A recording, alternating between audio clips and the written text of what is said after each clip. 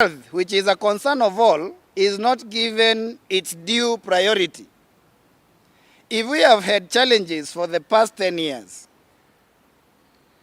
why does it seem like we are having a national effort to be able to establish what these challenges are and the solutions to them?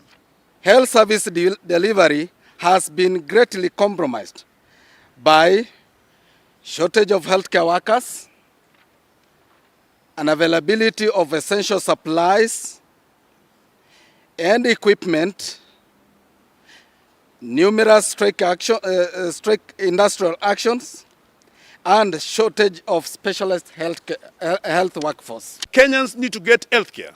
Kenyans need to be served. And we are giving benefits to the newly elected leadership that they just came to the office, but they need to come up with a framework that will ensure that no worker goes month on without salaries.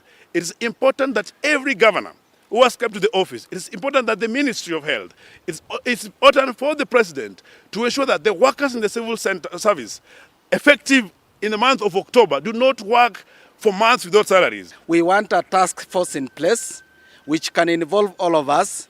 We get to participate and contribute on how health needs to move forward, especially on the agenda of ensuring that the primary health care concept is working, which is an enabler to UHC, must be realized by the practitioners participating.